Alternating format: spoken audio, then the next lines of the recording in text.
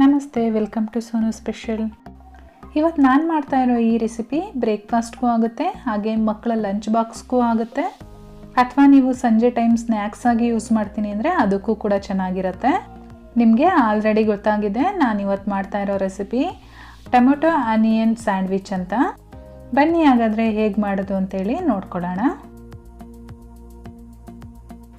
ನಾನಿಲ್ಲಿ ಮೊದಲಿಗೆ ಒಂದು ಮಿಕ್ಸಿಂಗ್ ಬೌಲ್ ತೊಗೊಂಡಿದ್ದೀನಿ. ಅದಕ್ಕೆ ಒಂದು ಟೊಮೊಟೊನ ಜಾಮ್ ಟೊಮೊಟೊ ತೊಗೊಂಡಿದ್ದೀನಿ. ನಾನಿಲ್ಲಿ ಒಂದು ದೊಡ್ಡ ಗಾತ್ರ ಟೊಮೊಟೊ ಇದು, ಅದನ್ನು ಈ ರೀತಿ ಸಣ್ಣದಾಗಿ ಕಟ್ ಮಾಡ್ಕೊಂಡು ಹಾಕೋತಾ ಇದ್ದೀನಿ. ಹಾಗೆ ಒಂದು ದೊಡ್ಡ ಗಾತ್ರದ ಈರುಳ್ಳಿನೂ ಕೂಡ ಸಣ್ಣದಾಗಿ ಕಟ್ ಮಾಡಿಕೊಂಡು ಹಾಕೊಳ್ತಿದ್ದೀನಿ. ನಾವು ಇದನ್ನು ಸ್ಟಫಿಂಗಾಗಿ ಯೂಸ್ ಮಾಡ್ತಿರೋದ್ರಿಂದ ನಾವು ಸಣ್ಣದಾಗಿ ಕಟ್ ಮಾಡ್ಕೋಬೇಕಾಗತ್ತೆ. ಇದರ ಜೊತೆಗೆ ಸಣ್ಣದಾಗಿ ಕಟ್ ಮಾಡಿರೋ ಕೊತ್ತಂಬರಿ ಸೊಪ್ಪನ್ನು ಕೂಡ ಹಾಕೊಳ್ತಾ ಇದ್ದೀನಿ. 1/4 ಟೀ ಸ್ಪೂನ್ಗಿಂತ ಸ್ವಲ್ಪ ಜಾಸ್ತಿ ಚಾಟ್ ಮಸಾಲ ಯೂಸ್ ಮಾಡ್ತಾ ಇದ್ದೀನಿ. ನಿಮ್ಮಲ್ಲಿ ಚಾಟ್ ಮಸಾಲ ಇಲ್ಲ ಅಂದರೆ ತಲೆ ಕೆಡಿಸ್ಕೋಬೇಡಿ, ನಿಂಬೆ ರಸ ಹಾಕ್ಕೊಳ್ಳಿ. ಹಾಗೆ ಒಂದು ಅರ್ಧ ಟೀ ಸ್ಪೂನಷ್ಟು ಉಪ್ಪು, ಒಂದು ಅರ್ಧ ಟೀ ಸ್ಪೂನಷ್ಟು ಖಾರದ ಪುಡಿ ಹಾಕ್ಕೊಳ್ತಾ ಇದ್ದೀನಿ, ಅಚ್ಚ ಖಾರದ ಪುಡಿ. ಜೊತೆಗೆ 1 ಟೇಬಲ್ ಸ್ಪೂನಷ್ಟು ಟೊಮೊಟೊ ಕೆಚಪ್ ಹಾಕ್ತಾ ಇದ್ದೀನಿ. ಟೊಮೊಟೊ ಕೆಚಪ್ ಹಾಕೋದ್ರಿಂದ ಬೈಂಡಿಂಗ್ ಚೆನ್ನಾಗಿ ಬರುತ್ತೆ. ಇವಾಗ ಎಲ್ಲನೂ ಚೆನ್ನಾಗಿ ಒಂದ್ಸರಿ ಮಿಕ್ಸ್ ಮಾಡ್ಕೊಳ್ಳೋಣ. ನೀವು ಚಾಟ್ ಮಸಾಲ ಹಾಕಿಲ್ಲ ಅಂತ ಅಂದರೆ ಈ ರೀತಿ ಎಲ್ಲನೂ ಮಿಕ್ಸ್ ಮಾಡಿ ಆದಮೇಲೆ ಲಾಸ್ಟಲ್ಲಿ ಒಂದು ಅರ್ಧ ಟೀ ಸ್ಪೂನಷ್ಟು ನಿಂಬೆಹಣ್ಣಿನ ರಸ ಹಾಕ್ಕೊಂಡು ಮಿಕ್ಸ್ ಮಾಡ್ಕೊಳ್ಳಿ. ಇವಾಗ ನೋಡಿ ಎಲ್ಲವುದು ಕೂಡ ಚೆನ್ನಾಗಿ ಮಿಕ್ಸ್ ಆಗಿದೆ. ಇದನ್ನೊಂದು ಸೈಡಲ್ಲಿ ಎತ್ತಿಟ್ಕೊಂಡಿರೋಣ. ಇವಾಗ ನಾನಿಲ್ಲಿ 1 ಪೀಸ್ ಬ್ರೆಡ್ ತೊಗೊಂಡಿದ್ದೀನಿ. ನೀವು ಬ್ರೌನ್ ಬ್ರೆಡ್ ಯೂಸ್ ಮಾಡೋದಿದ್ರೆ ಅದನ್ನು ಕೂಡ ಯೂಸ್ ಮಾಡ್ಬೋದು. ನಾವು ಸ್ಟಫಿಂಗ್ ರೆಡಿ ಮಾಡ್ಕೊಂಡಿದ್ವಲ್ಲ ಟೊಮೊಟೊ ಆನಿಯನ್ ಮಿಕ್ಸ್ಚರು, ಅದನ್ನು ಬ್ರೆಡ್ ಮೇಲ್ಗಡೆ ಈ ರೀತಿ ಸ್ಪ್ರೆಡ್ ಮಾಡ್ಕೊಳ್ಳೋಣ.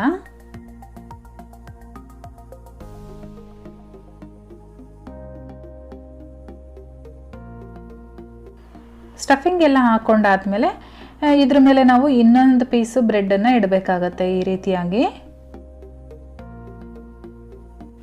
ಇವಾಗ ನಾನಿಲ್ಲಿ ಸ್ಟವ್ ಮೇಲೆ ಒಂದು ಫ್ರೈಯಿಂಗ್ ಪ್ಯಾನ್ ಇಟ್ಕೊಂಡಿದ್ದೀನಿ. ಅದಕ್ಕೆ 2 ಟೀ ಸ್ಪೂನಷ್ಟು ತುಪ್ಪ ಹಾಕ್ಕೊಳ್ತಾ ಇದ್ದೀನಿ. ಈಗ ನಾವು ರೆಡಿ ಮಾಡಿ ಇಟ್ಕೊಂಡಿದ್ದೀವಲ್ಲ ಸ್ಯಾಂಡ್ವಿಚ್ಚು, ಅದನ್ನು ಇದ್ರ ಮೇಲ್ಗಡೆ ಇಟ್ಟು ಫ್ರೈ ಮಾಡ್ಕೋಬೇಕಾಗತ್ತೆ. ಲೋ ಫ್ಲೇಮಲ್ಲಿ ಇಟ್ಕೊಂಡು ರೋಸ್ಟ್ ಮಾಡ್ಕೊಳ್ಳಿ, ಅದು ಚೆನ್ನಾಗಿ ಗೀ ರೋಸ್ಟ್ ಆಗಬೇಕು. ಇವಾಗ ಮೇಲ್ಭಾಗದಲ್ಲಿರೋ ಬ್ರೆಡ್ಗೂ ಕೂಡ ತುಪ್ಪನ ಹಾಕ್ಕೊಳ್ಬೇಕಾಗತ್ತೆ. ತುಪ್ಪನ ಕಂಪ್ಲೀಟಾಗಿ ಈ ರೀತಿಯಾಗಿ ಸ್ಪ್ರೆಡ್ ಮಾಡ್ಕೊಳ್ಳಿ. ನಾವು ಲೋ ಫ್ಲೇಮಲ್ಲಿಟ್ಟು ಬೇಯಿಸ್ತಾ ಇರೋದ್ರಿಂದ ಸುಮಾರಾಗಿ 1 ನಿಮಿಷಗಳ ಕಾಲನಾದರೂ ನಾವು ರೋಸ್ಟ್ ಮಾಡಬೇಕಾಗತ್ತೆ ಒಂದು ಸೈಡು. ಇವಾಗ 1 ನಿಮಿಷ ಆಗಿದೆ. ನಾನು ಇದನ್ನು ಉಲ್ಟಾ ಮಗ್ಚಾಕ್ತಾ ಇದ್ದೀನಿ. ನೋಡಿ ಎಷ್ಟು ಚೆನ್ನಾಗಿ ರೋಸ್ಟ್ ಆಗಿದೆ ಅಂತ ಹೇಳಿ. ಇವಾಗ ನಾವು ಸ್ಪ್ಯಾಚುಲಾ ಹಿಡಿದಿದ್ದೀವಲ್ಲ ಅದರಿಂದ ಈ ರೀತಿ ಪ್ರೆಸ್ ಮಾಡ್ಕೊಳ್ಳಿ. ಈ ರೀತಿ ಪ್ರೆಸ್ ಮಾಡೋದ್ರಿಂದ ಅದೆಲ್ಲೂ ಕೂಡ ಓಪನ್ ಆಗಲ್ಲ, ನೀಟಾಗಿ ಕೂರುತ್ತೆ. ಹಾಗೆ ನಮಗೆ ಸ್ಯಾಂಡ್ವಿಚ್ ಮೇಕರಲ್ಲಿ ಯಾವ ರೀತಿ ಬರುತ್ತೋ ಅದೇ ರೀತಿ ಬರುತ್ತೆ. ಇವಾಗ ನೋಡಿ ಉಲ್ಟಾ ತಿರುಗಿಸಾಕ್ತೀನಿ, ಆ ಕಡೆನೂ ಕೂಡ ರೆಡಿಯಾಗಿರುತ್ತೆ. ಫ್ರೆಂಡ್ಸ್ ನೋಡ್ತಾ ಇದ್ದೀರಾ, ಇವಾಗ ಕ್ರಿಸ್ಪಿ ಸ್ಯಾಂಡ್ವಿಚ್ ರೆಡಿಯಾಗಿದೆ.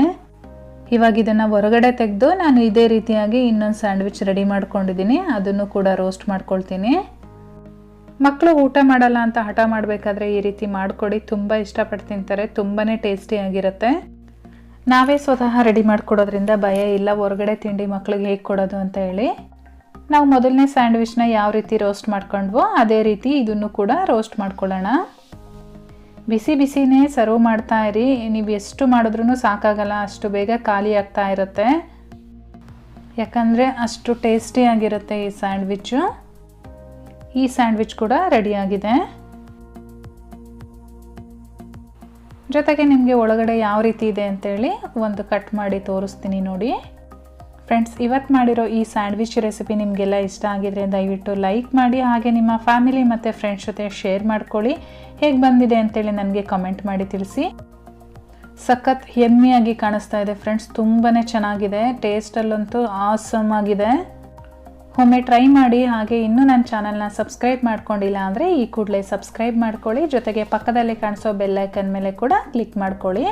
ನಾನು ಮತ್ತೆ ನಿಮಗೆ ಸಿಗ್ತೀನಿ ಇನ್ನೊಂದು ಈಸಿ ರೆಸಿಪಿಯೊಂದಿಗೆ. ಅಲ್ಲಿವರೆಗೂ bye bye, take care, thank you for watching.